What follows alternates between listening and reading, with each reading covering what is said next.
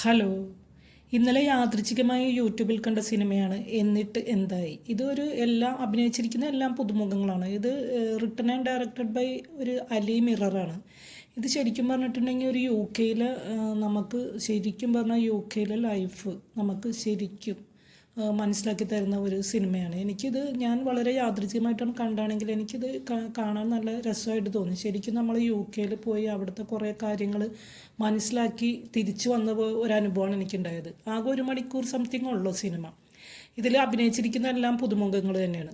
Nancy എന്ന് പറയുന്ന ഒരു നേഴ്സ് യു കെയിൽ വർക്ക് ചെയ്യുന്ന അവരുടെ ആശ്രിത വിസയിൽ പോയ ഹസ്ബൻഡ് ടോണി ഒരു സിവിൽ എഞ്ചിനീയറാണ്. അപ്പോൾ പുള്ളി ഭയങ്കര പ്രതീക്ഷയിലേക്കാണ് പോണത്. സിവിൽ എഞ്ചിനീയറായിട്ട് വർക്ക് ചെയ്യാം, അവിടെ നല്ല സാലറി വാങ്ങാം, അങ്ങനെ വളരെ പ്രതീക്ഷയിലൊക്കെ പോണതാണ്. പക്ഷേ പുള്ളി നേരിടുന്ന അനുഭവങ്ങൾ, പുള്ളിക്കുണ്ടാവുന്ന പുള്ളിയുടെ അവിടെ ഒന്നും എളുപ്പമല്ല, കാര്യങ്ങളൊന്നും എളുപ്പമല്ല എന്നുള്ള ഒരവസ്ഥ മനസ്സിലാക്കുന്നതും പുള്ളി ആ ജീവിതത്തെ അതിജീവിച്ച് അതുമായിട്ട് യോജിച്ച് ഒരു ജീവിതം കെട്ടിപ്പടുക്കുന്നതാണ് നമുക്കിതിൽ കാണുന്നത്. മിക്കവാറും എല്ലാവരുടെയും യു കെയിലൊക്കെ പോകുന്നവരുടെ അവസ്ഥ ഇത് തന്നെയാണ്. നമ്മൾ പഠിച്ച ജോലി തന്നെ നമുക്ക് അവിടെ കിട്ടണമെന്നൊന്നുമില്ല.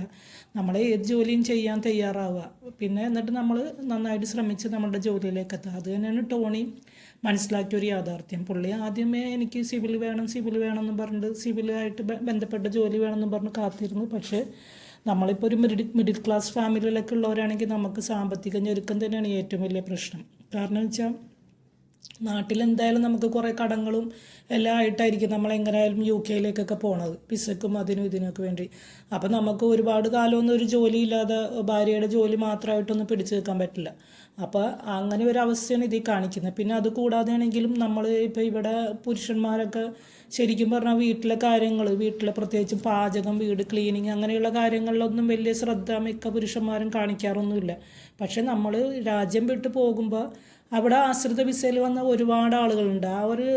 എന്താ പറയുക, ആ ഒരു ലൈഫ് സ്റ്റൈൽ തന്നെ നമ്മൾ മാറും. നമ്മൾ വീട്ടിൽ നമ്മളും ഒരു ഭാഗമാണ്, നമ്മളും ഇതൊക്കെ ചെയ്യേണ്ടതാണെന്നുള്ള ഒരു മാനസികാവസ്ഥയിലേക്ക് നമ്മൾ എത്തും. ഭാര്യ ജോലിക്ക് പോയി നമ്മൾ ഒരു ജോലി കിട്ടുന്നവരെ വീട്ടിലിരിക്കുന്നു.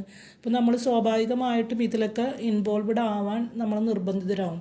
പ്രത്യേകിച്ച് നമുക്ക് മനസ്സിനാണെങ്കിൽ ഫുഡ് കഴിക്കണമെങ്കിൽ നമ്മൾ തന്നെ പാചകം ചെയ്യണം എന്നൊക്കെയുള്ള ആ ഒരു അവസ്ഥയിലേക്കും ജീവിതത്തോട്, ഭാര്യയോടും കുടുംബത്തോടും കൂടുതൽ യോജിച്ചു പോകുന്ന ഒരു രീതിയിലേക്കൊക്കെ നമ്മൾ എത്തിച്ചേരുന്ന കാഴ്ചയാണ് എന്നിട്ട് എന്തായാലൂടെ കാണുന്നത്. ഇപ്പോൾ ഇതിൽ ക്യാരക്ടേഴ്സ് തന്നെ പറയുന്നുണ്ട്. നമ്മളിവിടുത്തെ ബംഗാളികളാണ്, നമ്മളുടെ നാട്ടിൽ നമ്മൾ ബംഗാളികളെ എങ്ങനെയാണ് ട്രീറ്റ് ചെയ്തത് അങ്ങനെയാണ്. പക്ഷേ എനിക്ക് തോന്നിയിട്ടുള്ളത് നമ്മൾ ബംഗാളിയിൽ നിന്നൊക്കെ വളരെ വ്യത്യസ്തരല്ലേ. നമ്മളൊരു താൽക്കാലികമായിട്ടാണ് അവിടെ പോയിട്ട് ഇങ്ങനെ എന്തെങ്കിലും ജോലികളൊക്കെ ചെയ്യുന്നത്. നമ്മൾ വിദ്യാഭ്യാസമുള്ളവരും നമ്മൾ നന്നായി ജീവിക്കുന്നവരും സംസ്കാരമുള്ളവരും ഒക്കെ തന്നെയല്ലേ. അവരോട് കിടപിടിക്കുന്ന ബുദ്ധിയും വിദ്യാഭ്യാസവും സംസ്കാരമൊക്കെ ഉള്ളവർ തന്നെയല്ലേ നമ്മൾ നല്ലൊരു ജോലി കണ്ടെത്തുന്നത് വരെ ബുദ്ധിമുട്ടുക.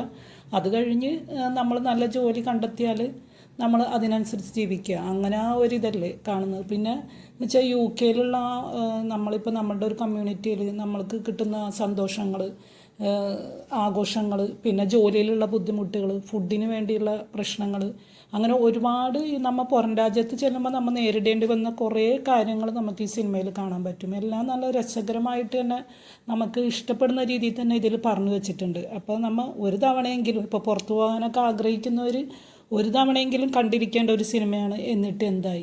ആക്ടേഴ്സ് എല്ലാവരും പുതുമുഖങ്ങളാണ്, പക്ഷേ രസമായിട്ട് തന്നെ ചെയ്തിട്ടുണ്ട്. വലിയ ബോറടിയൊന്നും ഇല്ലാതെ കണ്ടിരിക്കാൻ പറ്റിയ ഒരു സിനിമയാണ് എന്നിട്ട് എന്തായി. സിനിമ യൂട്യൂബിൽ അവൈലബിൾ ആണ്. നിങ്ങൾക്ക് എൻ്റെ വീഡിയോ ഇഷ്ടമായെങ്കിൽ ലൈക്ക് ചെയ്യാനും സബ്സ്ക്രൈബ് ചെയ്യാനും മറക്കരുത്. ഇനിയും നല്ലൊരു വീഡിയോ ആയിട്ട് വരാം. അതുവരെ ബൈ.